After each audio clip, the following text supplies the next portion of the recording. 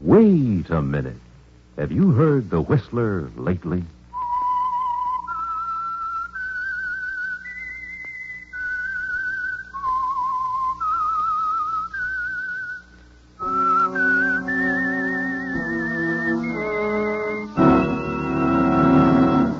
I am the Whistler, and I know many things, for I walk by night.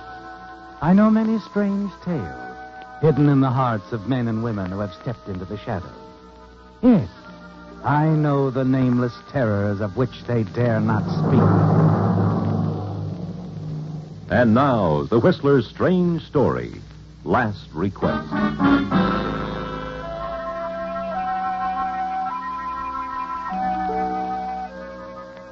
The group around Dr. Rourke's bed moved away as he beckoned with his last remaining strength, indicating that he wanted to be alone with his son. It was all right, the nurse decided, because his boy, James Rourke, was a doctor himself. He directed the others out, moved silently after them, and closed the door. James sat on the edge of the bed, listened at what his father had to say.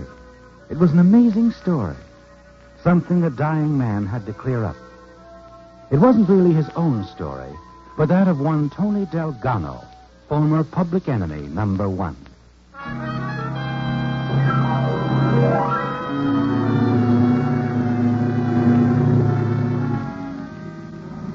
It was late, the steamer dock almost deserted, when the big car pulled up near the gangplank.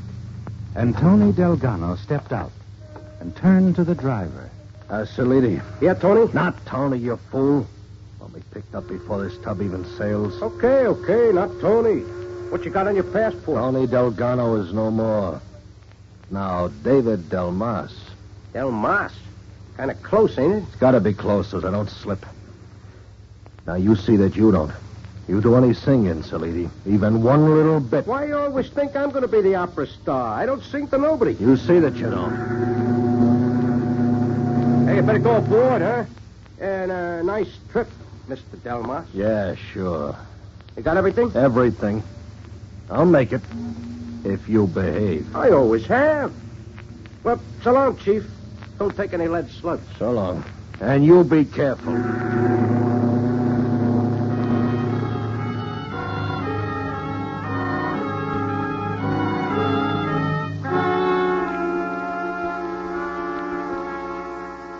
You watch from the rail as the lights from the Golden Gate fade into the distance. And you feel safe, secure, don't you, Tony? It's like the beginning of a new life. One that's free of the police. A new life under another name. David Delmas. You enjoy it even more only a few hours later at a cocktail party on board, when you manage a meeting with a very exciting girl, Sharon Phillips. You feel a sense of amusement inside as you introduce yourself in the ship's lounge. Delmas. David Delmas. It's a pleasure, Mr. Delmas. Oh, thank you. You know, they say shipboard friendships sometimes lead to all kinds of things, so may I get you another cocktail? If you like. A Manhattan, please. Sure. Oh, just a minute. I want you to meet someone, an old friend. Oh? Doctor? Oh, Dr. Rourke. Dr. Rourke? Over here, Doctor. Oh, hello, Sharon. So you decided to take the trip after all. Dr. Rourke, Mr. Delmas. Happy How New do Year. you do? I'll get the drink for you, Sharon. Oh, hurry back, won't you? Yeah, sure. It's a shock, isn't it, Tony, seeing Dr. Rourke? And you know that it surprised him, too. It's been a long time, hasn't it? And you know that you must talk to him alone and soon. He's gone when you return with Sharon Phillips' drink. But later, out on the deck, you see him standing by the aft rail, quietly smoking his pipe. You saunter over.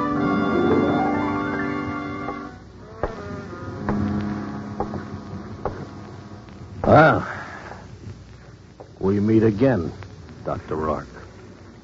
Oh, yes. I wondered when you'd be cornering me alone, Mr. Delgado. Delmas. David Delmas. I don't suppose I have to ask you why you're traveling under an assumed name. The police again. The police again. But, Doc, Yes? you're going to keep my secret. Not say anything. Am I? Haven't said anything yet, have you? No. No, I haven't. Yeah, you're wise, Doc. You're very wise. I could mess up your life, too, you know. In what way? In what? Come on now, Doc. Where's your memory? The time you fixed up my shoulder after that hunting accident. I remember. Why, sure. And you remember that it wasn't a hunting accident at all. I learned that later, Tony. Make that day, will you? Don't tell me what to make it. I'll say what I please, when and to whom. You can't threaten me, Delgado. No, Doc, of course not. Your son, he's a doctor, too, isn't he? Yes, he is. Yeah. Wonder how his associates would feel if they heard that his old man, Dr. Rourke Sr., that once helped a criminal, never said anything about it. My son, you wouldn't. I wouldn't? I would. You just forget about Tony Delgado. Or your son, young Dr. Rourke, would have his life messed up because of something his father did. I see. Mm-hmm. You're running away, I suppose. Yeah, you suppose good, Doc. And what are you doing here? One of your own prescriptions, huh? Little sea voyage? I'm doing a favor for a friend. Oh? You on board? Yes. Well, don't go getting any ideas you can tell him about me. I don't want anyone to know, Doc, till I'm free and clear. Then, of course, doesn't make any difference. I understand. You just skip mentioning anything to your friend. You understand that, too? It would scarcely matter if I did. Huh? My friend is making a last voyage. Oh? His body is in a casket in the hold. Oh. I'm escorting him to his final resting place. His last request. Well, okay, Doc. I guess you won't do any talking. So, I'll see you around. Not if I can avoid it. Oh, did I hurt your feelings, old man, huh? You forget about that, see? I'll call on you any time for anything. And you'll do whatever Tony Delgado says. Oh, I'm sorry, I forgot my new name, Delmas, David Delmas. He speaks a little differently from Delgado. Delmas is going to be a real gent. But he's the same guy, Doc. The same guy.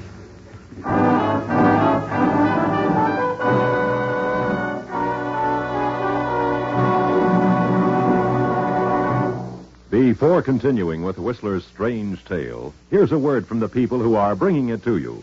All of us are proud of our hometowns, and rightly so. In this brief moment before we continue with our program, we'd like to offer a salute to one of our hometowns in America, Cleveland, Ohio. The 7th largest city in the United States. Cleveland was founded in 1796 by General Moses Cleveland, chief surveyor for a land company. His employers bought 3 million acres in what is now northern Ohio, paying 40 cents an acre. Just by way of comparison, an acre in downtown Cleveland today would bring some $2 million. It is an important Great Lakes shipping point and the site of iron and steel manufacturing. Other Cleveland products include paints, varnishes, electrical appliances, chemicals, and automobile and airplane parts. It is well known for its cultural developments also. The city owns and operates its own dramatic theater, and the Cleveland Symphony Orchestra is widely acclaimed. In the Cleveland Cultural Gardens, a mile-long strip of park area, more than 30 nationality groups represented in Cleveland's population are creating gardens as memorials to peace. 120 years is a short time in the world's history, but during that time, Cleveland has taken its honored place in the building of America. Now, back to the Whistler.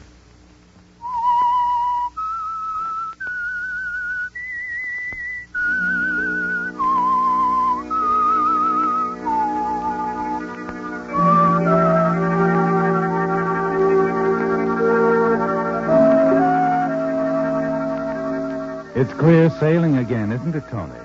As David Delmas, you're safe on the ship. Not a worry. Dr. Rourke will say nothing, because he's afraid that his son, a young doctor with a bright future, will be hurt by the knowledge that his father once helped a criminal. He took a bullet out of your shoulder, didn't he, Tony, after a bank job? He said nothing then. And it's the same now after all these years. He'd be safe. You think very little about it the next few days. You're too busy with that girl, Sharon Phillips. She's exciting, isn't she, Tony? And seemingly very interested in you. There it is. Oh, you've won again, David. I'm afraid I'm no shuffleboard player. David, I like you to call me that, Sharon. Do you? I'm no shuffleboard player either. Let's get away from here, huh?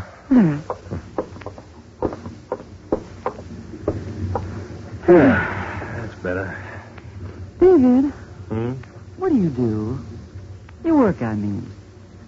Why do you ask? No reason, except that, well, we have been seeing a good deal of one another. I asked Dr. Rourke if he knew anything What about did he it. say? Nothing. Hmm. Nothing at all. That's why I asked you. Uh-huh. Well, Sharon, I'm just a guy moving around. Seeking. Seeking? Yeah. Something. Someone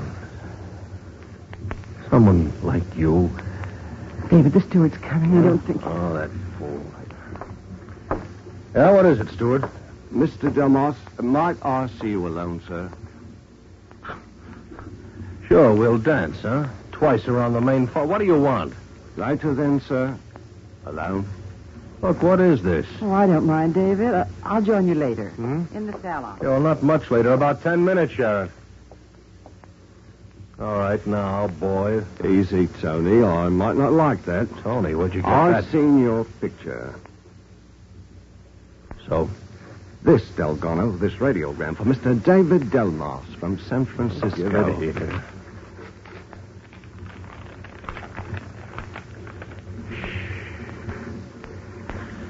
Salidi singing received well here. Anticipate big reception for you in Australia.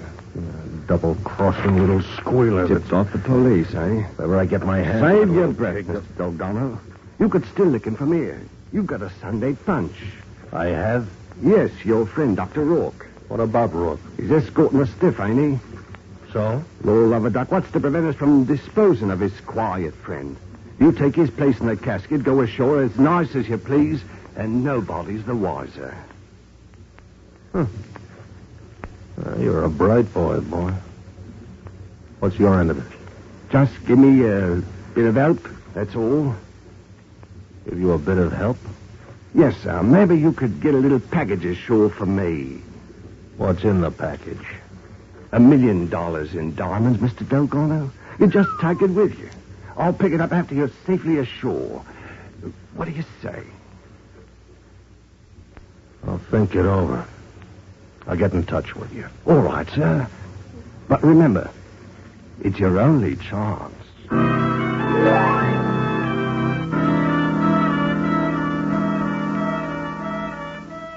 It's a way out, isn't it, Tony? But you're not certain you want to take it. You tell yourself there must be another way you can escape the police, who will be waiting for you when your boat docks at Sydney. In the days that follow, you search for the answer. Find yourself thinking more and more of the steward's plan. And then one evening, as you stroll along the half-deserted deck... Good evening, Mr. Delmas. Beautiful night, isn't it? Yes, it is, steward. Oh, do you happen to have a light? Righto. Here you are, sir. Oh, thank you. It's been a pleasant voyage, wouldn't you say, sir? Too bad it'll all be over soon. Dock the day after tomorrow, you know. Yeah, I know. By the way, Mr. Delmas, Miss Phillips has been inquiring about you. What? Asked if I'd seen you. She's in the lounge. Oh, yeah, thanks. Nice young lady, that Miss Phillips. Seems quite taken by you. if I may say so, sir. Is that so? I have eyes, you know, yes. Very attractive woman. Lots of money, too, I hear. Too bad if anything happened to spoil your beautiful friendship. Like the police. Eh, Mr. Delmas? Yeah. Yeah, it would be too bad. You been thinking any more about my proposition? I'm sure I've been thinking about it. It's a deal. Yeah, it's a deal. Bring the package to my stateroom in 10 minutes.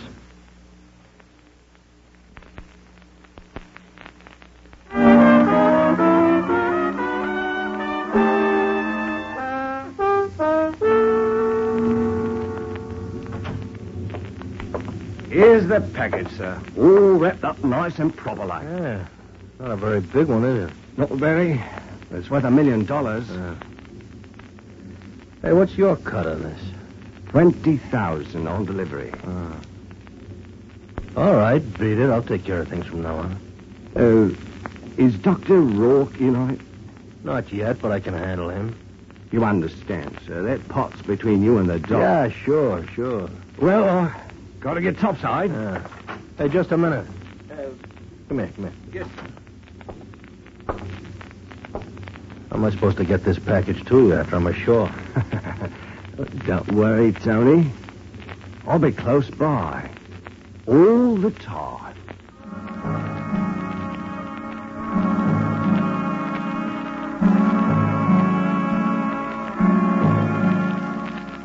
After he's left your cabin, your gaze wanders back to the small package lying on the desk. You stare at it for a moment, then quickly you walk over to it, rip it open. You're examining the contents of the package when quickly you close the box, slip it into the desk drawer. All right, come in. Oh. I was beginning to wonder where you disappeared to. Oh, I was just on my way up to the lounge. The Fenways have asked a few people to their stateroom. Want to go along? Have I been invited? Have you? Mrs. Fenway won't take no for an answer. Oh? Well, what's the occasion? Nothing special. Just some drinks. And cards, I suppose. Mrs. Fenway has suddenly discovered the game of blackjack. She's crazy about it. Oh. Well, she starts losing. Come on, David. Fenways are waiting. Yeah, so am I. Look, I got to go up on deck for a minute, Sheriff, so why don't you run along and I'll join you later, huh? All right, but... Yeah, you go on. It's important I take care of this matter right away. Very important.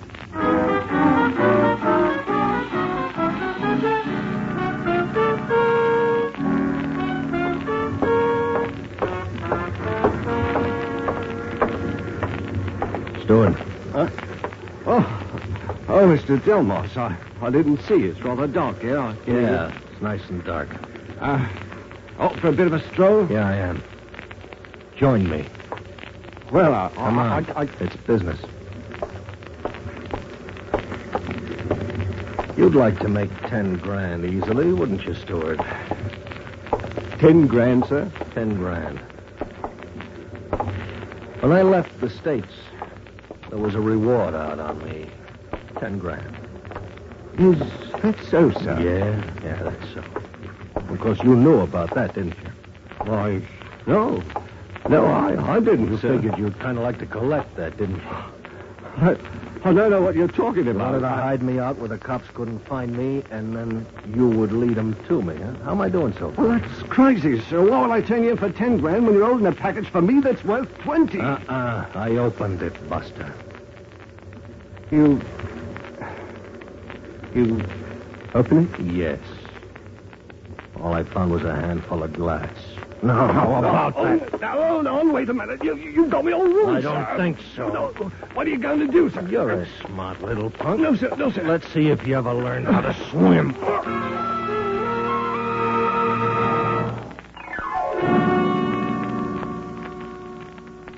The steward won't bother you anymore. Sharon and the rest of the passengers will think he's fallen overboard. When you retire for the night, you're confident you're in the clear, that your plan can't fail. Then the following morning, there's a knock on your stateroom door. Come in. breakfast, sir. Oh, yeah, thank you. Oh, you can set it down over there if you want. Yes, sir. There we are. Hey, aren't you new here? Where's the regular steward I had? Well, it's rather odd, sir. He's disappeared. What? The ship's been searched. He isn't aboard. You sure? Yes, sir. One of the passengers on the deck last night thought he heard a splash. You mean the steward might have fallen overboard? That's exactly what might have happened, Mr. Delmar. Morning, Dr. Rourke. Good morning. That'll be all, steward. I guess so. Thank you very much, sir. Too bad about the steward falling overboard, wasn't it? Yeah, tough. But then accidents will happen. I don't think it was an accident. Yeah. Oh, join me, Doctor? Thanks, I've already had breakfast. Eggs sure look good. You sure you won't? No. Rather just pace up and down, huh? Okay.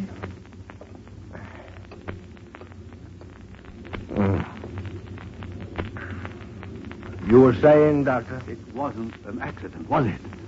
Accident? Oh, you mean the steward? How did it feel to be a murderer? I've often wondered. Have some coffee, Doctor. He knew too much about you, didn't he? I noticed from the first day. When he saw us talking together, he was rather inquisitive in a guarded sort of way. Probably recognized you. Well, he was a smart little operator, Doc. But not smart enough. I tell you, I kind of hated to do it. Especially after he'd given me that bright idea. What bright idea? Yeah, how to keep a toast warm all the way to the cabin. What idea? Oh, way of getting off the boat. See, Doctor, police are going to be waiting for me when the boat docks in Sydney. What? Yeah. Doc, will you sit down? You're making me nervous. That's better. Now, it's going to be tough, you know, for both of us if they grab me. And kind of tough on your son, too. What are you going to do? Well, there's a way I can slip past him. If you'll help. And I'm pretty certain that you will, Doc. How can I help? Well, you told me you're accompanying an old friend to his final resting place. Huh? Yes, that's right. And that's how I'm going to slip off of this boat. They'd never think of looking there for me. Oh, you're not suggesting You're that... right again, Doc. We're going to make a switch. No, I can't do that. I won't. I'm not asking you, I'm telling you. You know something more? You're going to keep your mouth shut. Or you know what happens to your son, Now beat it, will you, while Listen I eat? to me. We're going to be docking tomorrow night. I'll let you know in plenty of time.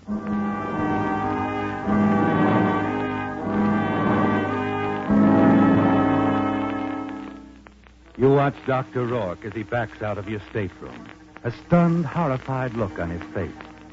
You're not worried, are you, Tony? You know he'll go through with it, for his son's sake. You spend the rest of the day with Sharon, enjoying the deck game, chatting pleasantly with the other passengers. And then early that evening, when you've finished dressing for dinner, you pour yourself a drink. A knock on your stateroom door interrupts your first sip. One of the ship's officers steps into the room. Yeah, what is it? I shall have to ask you to come with me, sir. Oh? Captain wants to see you. Well, what about? Look, if you'll come quietly, Mr. Delgado. Delgado? Yes. We've just received a radiogram from the San Francisco police. Oh, yeah, I see. You don't mind if I finish my drink, do you? Oh, would you care for one? If you'll just come with me, sir. Oh, come on. Have a drink.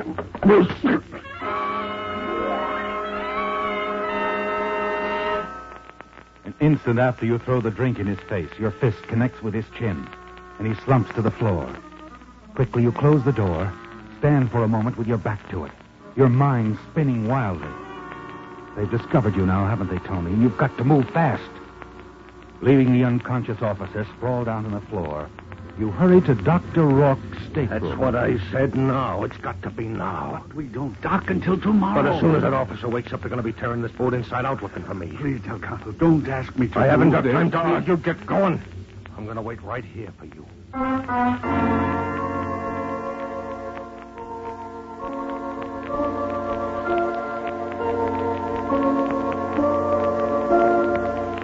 minutes drag by, and you wait for Dr. Rourke to return, pace his stateroom floor, stopping occasionally to pour yourself a drink from the decanter on the nightstand. An hour goes by, and then finally... Oh, hey, look, where you been? I had to be careful. All right, is everything all set now? Yes, I just had a talk with the captain. Well, you double-crossing... No, wait. I told him I thought I saw you trying to hide in one of the lifeboats. Saw you lose your footing. Oh, I see. The ship is circling the area now. Well, that's smart of you, Doc. That's pretty smart. Hey, that calls for a drink. I could use Yes, one. sir. I see you helped yourself. Oh, sure, I had a few. Make me feel better while I'm resting in that box down below. Tony, there's something I've got to tell you. I know all I need to know. Now, come on, you finish your drinks. You know we're going to go down to the hold, and you can make me nice and comfortable. But, Tony, I said, come on, I don't want to talk about it no more. Very well. You seem to be giving the orders.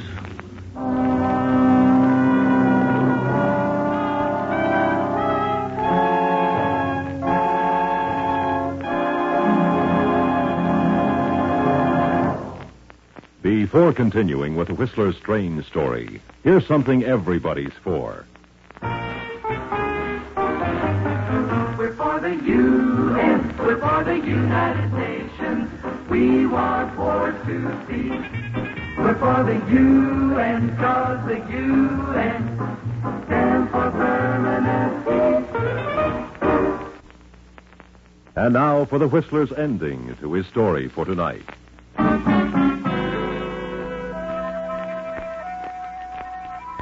In stunned silence, young Dr. Rourke sat on the edge of his father's bed, listening to the dying man as he told his story in a voice that had now faded to a bare whisper.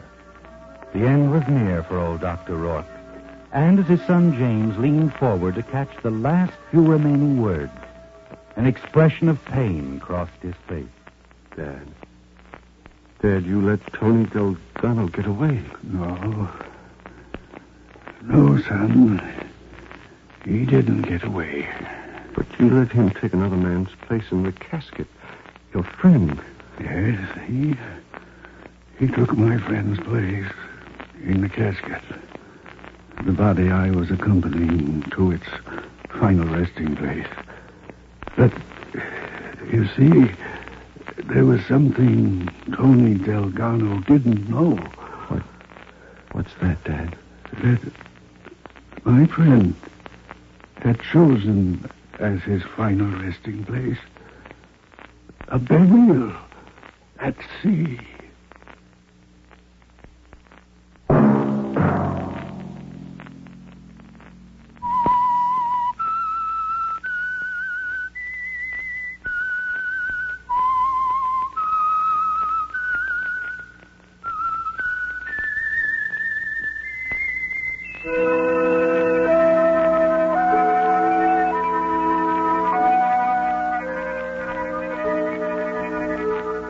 Featured in tonight's story were Bill Foreman as the Whistler, with Lawrence Dobkin, Herb Butterfield, Gene Tatum, Jack Moyles, and Paul Dubois. The Whistler, directed by Sterling Tracy, with music by Wilbur Hatch, is produced by Joel Malone and transmitted overseas by the Armed Forces Radio Service. This evening's story was by Brian Thorne.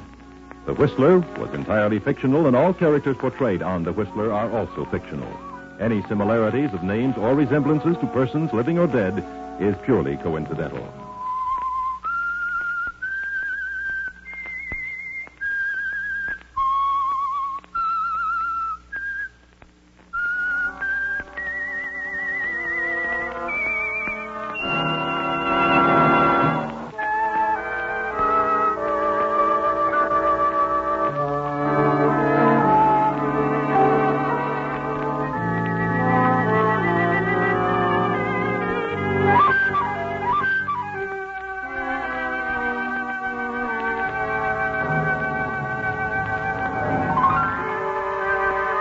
The Whistler, whose strange story you have just heard, will be back next week with another tale from his never-ending file.